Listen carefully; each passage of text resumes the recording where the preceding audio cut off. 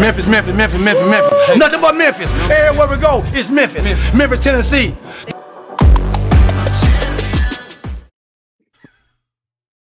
Nothing but Memphis Showboats, right here on the Captain's Log. I'm your host, Brandon, aka the Captain, joined all season long by my co-host, Webb, over there in the Hartford Whalers hat with the throwback. Webb, how you doing, man? I'm good, man. I wore this because I'm an old Whalers fan, but also the W to make the Showboat Yacht Club realize Webb W. Trying to connect it. You know, I'm new to this. All right. I'm new to this. You're the vet. You're the cap. I'm just trying to be Webb and be your co-host. But Okay, I like it. W's all around. W's in the win column. W's everywhere. Yeah. What was it? We were on here about 2 weeks ago. Couple things have happened since then. Let's jump right into this. All right. Yeah, man. The build continues, right? The biggest news for the boat since the schedule came out was basically that we're just adding guys. You know, we've got a lot of roster moves. Obviously, the coaching regime's a lot different, so the build continues. And camp is in how many days? I know you're counting it down. How many days till UFL season? So you got till UFL season, I believe 70. We're right around 70. I don't do it on the weekends. Take a break on the weekends. You know, I feel like it's a little too much for everybody. Monday through Friday. You know what I'm saying? So. We might be at around 69, 68 days. But talking about training camp starts in February 24th, the coaches report, February 27th, the players report. And yeah, man, it's roster season right now. A lot of NFL guys are either signing future deals, and if they're not, you know, hopefully they're giving the UFL a shot to see if they can get back in the NFL. Yeah, well, that ties in perfectly. Transition. We didn't even talk about it before show. The third quarterback, right? The third quarterback. We knew we were going to talk about this, but you segue perfectly. That third quarterback, this is the one team. I think there's only a few teams that have that third quarterback slot still open because you got to have three quarterbacks. Yep. What's your take? What's your take on the quarterback room? I know we touched on it briefly last episode, but that's the big move left, right, for this roster? Yeah, absolutely. You know, we've got a couple, I think a lot of people would say QB2s right now, you know, and Quentin and Troy Williams. Trying to see if maybe we can get some competition, maybe a younger guy. You know, both these guys are vets in the spring space. So let's get a young gun in here, a little competition. I was looking at some like Ken Wisenhunt connections. I was looking at, you know, something to find like maybe a quarterback out there that he had ties with in his recent coaching experience. But I mean, the only guy I could really find is like Sean Clifford. And unfortunately he's on the Packers. So it's kind of just a toss up. You know, I don't know who the QB3 could be. You know, it could be a NFL guy that didn't get a future deal, could be a 2025 NFL draft pick. You know, we just saw the Renegades sign that D3 guy, Luke Lennon. Looks like an absolute gamer over there. D3 legend. So I like that. I would like that, you know, a D3, D2 guy, you know, someone young, new opportunity, new blood. Yeah, I kind of agree with you on the Sean Clifford connection. He's obviously on the Packers active roster, but that was, if you read into it, that was a stroke of genius from the Packers GM with the roster moves with the NFL. So he was on practice squad all year outside of 2 games when Jordan Love was hurt. But they moved him up for the playoff, and now it kind of protects him, and they don't have to make a decision on him yet. So that's a name that I would kind of look forward. But like you said, it's going to have one of those. I would assume it's a Ken Wisenhunt guy if they're waiting this long before bringing him into camp. I would just assume that that's the move that we have to make as a Showboat. So. Yeah, and you see Ken, it looks like he's always kind of had the pocket passer, you know, throughout his career. So I don't know if we'll get that true kind of like athlete quarterback that you kind of see really excel in spring ball. But, you know, we've got some new additions that we're going to talk about here, you know, to the offensive line that could solidify it and could hold up well for a Ken Wisenhunt pocket passer. So, you know, I'm gonna go out on a limb and say Sean Clifford ain't coming, buddy. I'm pretty sure he's tied down. Like, I don't think there's no way. He's not getting out of there. Roster Doc Thorne told me he ain't coming. So he ain't coming, brother. My only question with that, he might not come by the time with because of the dates and everything. But Yeah, they now have week 10? three active. Yeah. Green Bay would have to make a decision relatively soon for him to be able to do that. But I think they signed. I don't know signed much. a bunch of, they signed a bunch of guys for the future contract, and I think they had a rule with the 3 quarterbacks and everything. We're able to elevate them, and they probably can hold on to them at least until the draft. But with Showboat season, the draft is basically mid-season, towards the end of the season. So it'd be too late to bring in a QB1. They got to look for a new one. I think they were waiting to see what the Packers would do. Honestly, that's my personal opinion on that. So True. And now they could be. Now it's like, hey, we need to come on. Where's our plan B? Let's get this guy. Yeah, definitely. So that's the biggest question. I think we both agree on the roster. Talking about questions, it's now ready for the question of the week. Whoop whoop.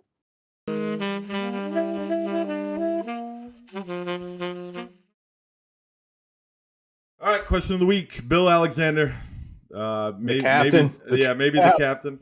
So in the Facebook group, on the Yacht Club official Facebook group, I ask basically every episode for a question. You can send them to me or Brandon on Twitter. Our screen names are there, Brandon UFM. What's that? Shout out. And Web UFM. You can send us direct questions. You can do whatever. Let's get a bunch of questions. Bill asked, when will the coach staff be set? Because I think that's the biggest question right now outside of QB3. Yeah, absolutely. Last year, the UFL announced coaches officially on February 21st, which is, right around the season kicked off on March 30th, March 29th, maybe. So that's, about a month out from the season. And you would expect it's got to be coming. We're at January 18th when we're recording this. So you would think, if not this week, by the latest next week, for an official announcement. I don't know if we got it leaked last year before the official announcement came out. I'm sure we did, with the Larsons and Mike Mitchells of the world. So I'm pretty sure it got leaked at some point before it was officially announced by the league. But, the league likes to make sure everything's buttoned up, everything's crossed and dotted and all that good stuff before they even make any kind of announcement. So I get it. They don't want to put their foot in their mouth with anything. But, I would expect at least by this week, next week at the absolute latest, because, we have this longer runway that the league's been talking about. We don't have the merger that we have to deal with, So I feel like you're saying that, but we need the proof of that. Like, coaches should kind of already be set at this point, I feel like, so, maybe, I don't know what the behind the scenes is with some of these coaches, if they've got to wait for NFL guys that are possibly on a playoff team or something, I don't know how those contracts go, but like I said, I would assume this week or by the latest next week, we've got a pretty good idea of maybe a coach or two that might be on staff. And I think fans in the space will be pretty excited about some of the names that are on the staff if what we're hearing comes to fruition.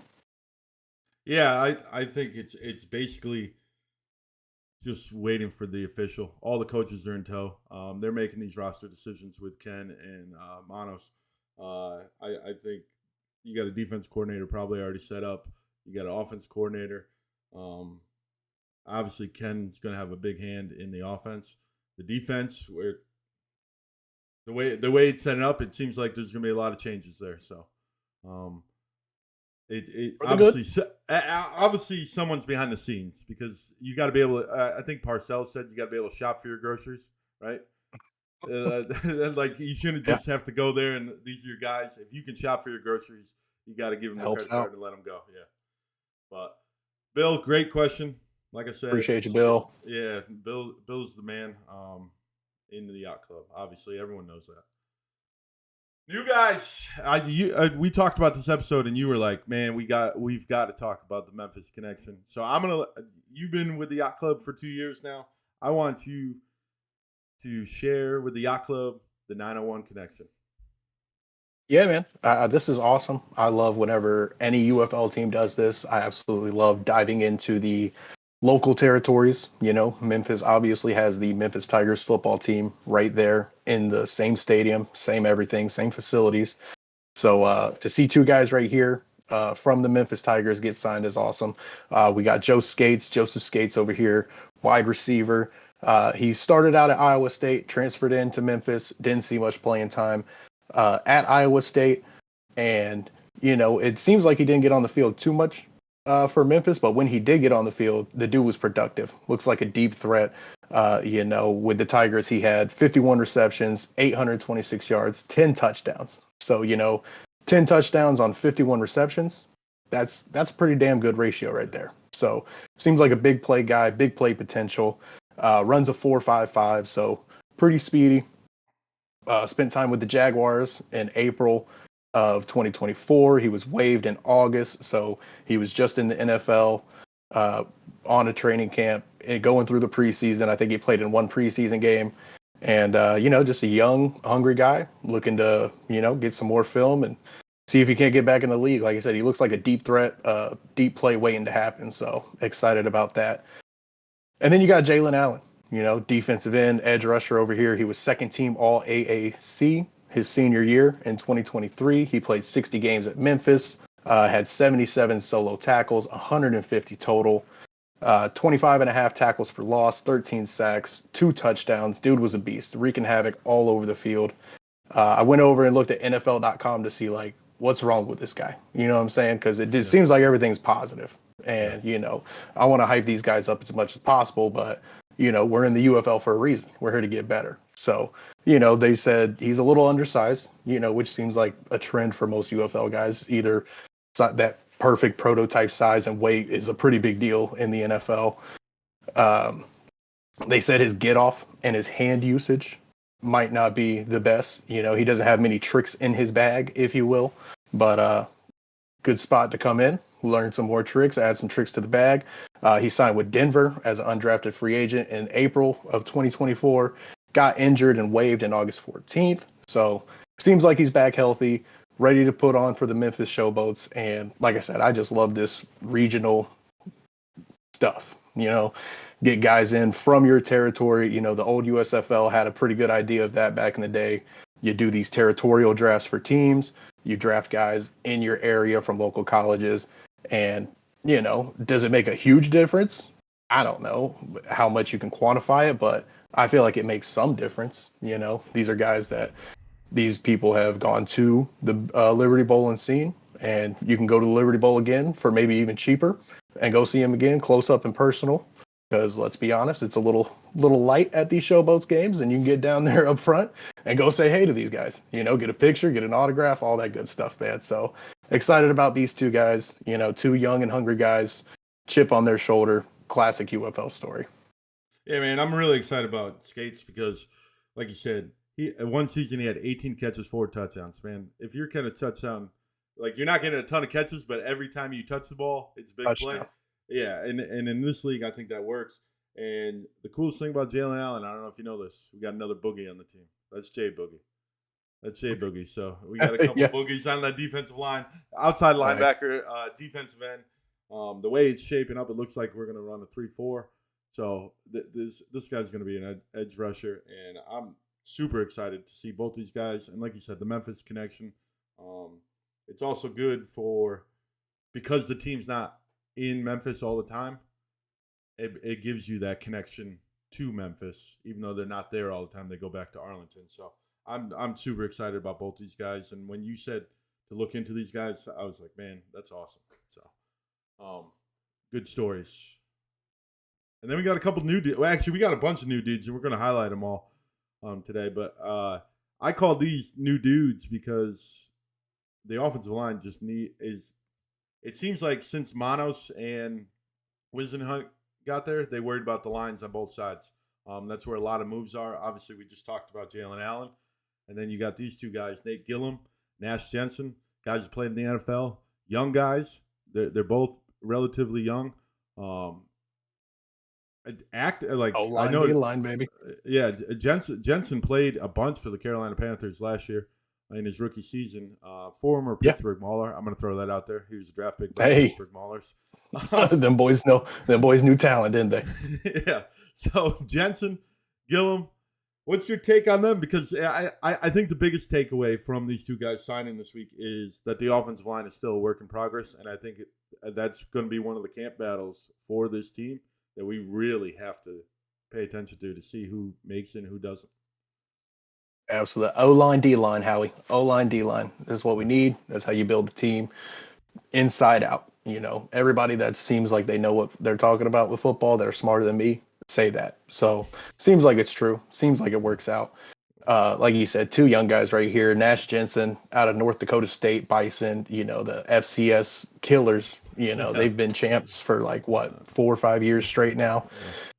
So he's got a winning pedigree. So that's cool. Like no matter what level it is, like dude knows what winning looks like. So that's always cool to see. Like you said, he spent a lot of time with the Panthers. Who had 70 games on his college career, FCS All-American in 2022. Like you said, man, just as many offensive and defensive linemen you can get to create more competition, to get the best of the best out there. I love to see it. Nate Gilliam over here, not Gillum. There's an I in there, buddy. Put some respect on my boy's name. Out of Wake Forest, third team All ACC honors, undrafted, signed with the Chargers, spent 2 years on the Bengals practice squad. So it seems like he's a guy that NFL teams like, but there's just maybe we just can't get enough reps. We don't trust him enough. So another guy, like you said, both of them young, and offensive line is the toughest spot to find because the NFL hoards them and keeps them and holds on to them. So as many offensive linemen as we can get, I'm down. Yeah, with the new rules in the NFL and everything, Moose talks about it all the time. It's tough to develop all the time offensive linemen. So, like this league, it's really important for offensive linemen to get those reps because you can't do that sitting on the sideline. Like you have to be in there, be able to work with the five, all that kind of stuff. So I'm excited about both of these. Nash Jensen, I know a lot more about. He's just a dog, man. And like you said, he wins. Interior guy, which those guys are a little bit crazier than the outside guys, in my opinion. Because they're taking like the guys lining up right in front of them, big guys, and just hitting them.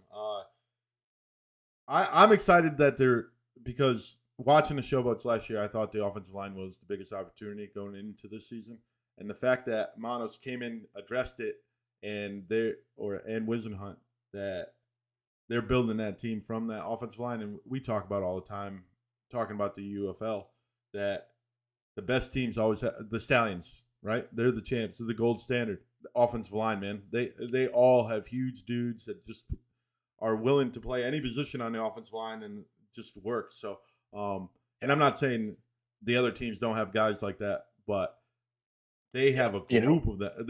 They have a majority of them, like top tier talent on the offensive line. So, and that's shown to be the reason why you have success in this league. If you can figure out the offensive line, you're fine. You're going to be fine. You mentioned Birmingham, like they you don't fall into leading the league in rushing. They led the league in rushing by at least 200-300 yards. So that doesn't just happen. Yeah, lead the way for a guy like this, huh? Yeah, I knew. Talk about Birmingham too, right? UAB, Dwayne McBride. He got stole him. Last episode, you highlighted another running back. We don't know anything about Vito Victor. He hasn't signed yet. I don't think he's. I wouldn't count on him coming back. It doesn't seem like it's trending towards that way. So where do you put Dwayne McBride in that new running back room? Really? I kind of stood on the table for old DeAndre last week, and still will for my guy. But it seems like Dwayne here is a little more of a true, just pure running back.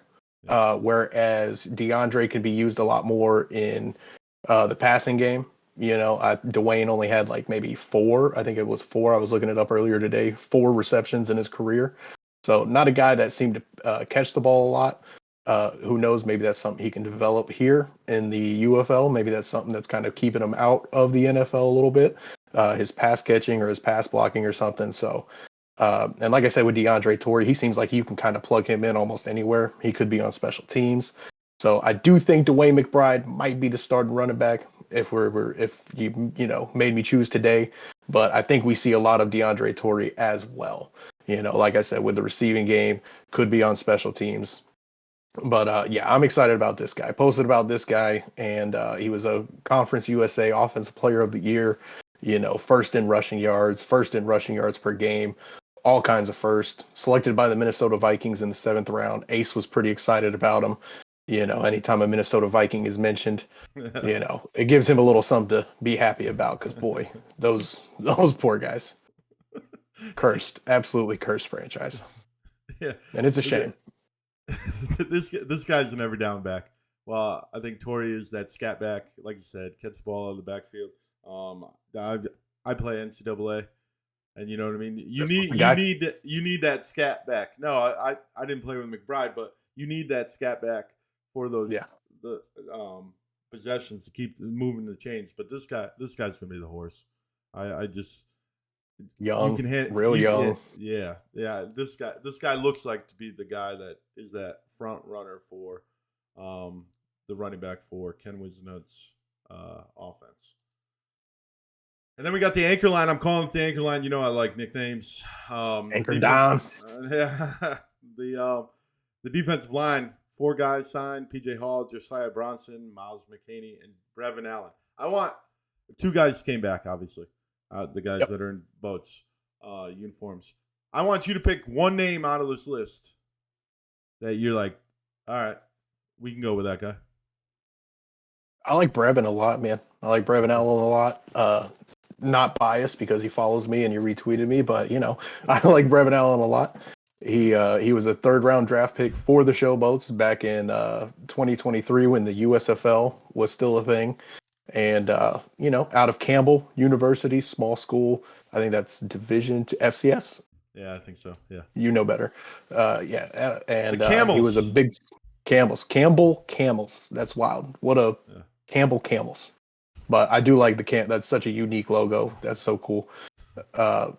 Big South Defensive Player of the Year. He has the school record for the Camels with 38 tackles for a loss, and he tied the sack record with 20 and a half. Got a shot with the Chargers as an undrafted free agent in 2023 and had a little stint with the New England Patriots, and just looks like a guy that is ready to prove himself, and I'm excited about him. I like Miles too, small school guy out of a Prairie View A&M, HBCU, I'm pretty sure. Yep. But Brevin, I'm pretty excited about. I think he could be a day 1 starter. Yeah, McKinney seems like that guy that just needs an opportunity to be on the field in a bigger setting because HBCU doesn't get the credit that it deserves a lot. Absolutely. I think McKinney is someone to watch. Actually, watching some of his highlight tape, he reminds me of a guy we focused on last episode, Isaiah Green May. Kind of a larger guy, outside guy, edge rusher. So it seems like they got a type here. Out of the returners, I'm excited about Josiah Bronson. Obviously, he spent some time with the Patriots in the camp. I think he could be out Jeremiah Farms. Yeah. Maulers legend Jeremiah Farms said, "Not today, Farms. Josiah." Farms is a dog. But I think bringing in a bunch of I'm calling them an anchor line, but bringing in a bunch of defensive line is essential for this team to develop. You got to be able to get to the quarterback. We talked about the offensive line being important, but if you have a defensive line that can beat that offensive line, obviously you're going to be very good in this league. And that's the way they're building this team with offensive line and defensive line being the focus. It's executing properly. I'm really impressed on how quickly they've been able to put a pretty solid roster. I know everyone said, "Well, Showboats." I don't know if you watch Brahma's bullpen. Showboats, they're a joke. They're 2-8. You know what I mean? And you'll get comments from the DRR boys and all that kind of stuff about how they need to rebuild and all this kind of stuff. This is a brand new team, man. This is a brand new team. Absolutely, and it's not like they're completely wrong. Listen, hey, Showboats got to prove it. Showboats got to prove it. Now, did I say last year they were going to beat the Arlington Renegades easily? Sure, I did. I don't think that was one of our wins. I think the Renegades actually pulled that one out, if I'm not mistaken. But it was a close game. But I don't think this is the same Memphis team, at all. Even though you got a lot of good little bit of the core guys, PJ and Josiah weren't really starters too much. They were kind of the rotational guys, kind of older vets in the room, which you always got to have. I love the OG. You got to have a couple OGs in the room. Keep them boys fresh. Got to keep a rotating line. That's always a nice thing. So yeah, man, just like you said, inside, outside, D line, O line, build through the trenches, and everything else should be able to take care of itself. Yeah, man. The more and more I watch how this team is built, like I just said, it just seems like they are executing a plan to perfection, and it's really just that quarterback. And looking at it, they're going to have that opportunity because obviously they're chasing Panthers. We spoke about this last time. Like they play them 2 times in the first 4 weeks. Like that's going to tell a lot of your season. Last year, obviously they only beat the Roughnecks, right? 2-0 against the Roughnecks. So yep. they still have a hill to climb, but this team is different than last year. This team really is the team that I think can catch. I don't think the Roughnecks are catching the Panthers before the Showboats. Let's be real. Yeah. They're doing stuff. Hey, they're doing stuff. Sometimes, questionable stuff, but they're doing stuff for sure. They're a fun, they're an interesting team. You know what I'm saying? It's like, with those bad teams like the Boats, hey, admittedly, we are as of now, but right now we're all 0-0. Fresh new slate. It's 2025, new year, new boats, and go Boats, baby. Come on. We're only 10 weeks away, man. I'm excited. Do this again next week. Yeah, hopefully we get some news. Hopefully we get some coaching staff to talk about, and if not, maybe we'll, a little shorter show. We'll find something to talk about. Yeah, there you go. All right, go Boats. Go Boats.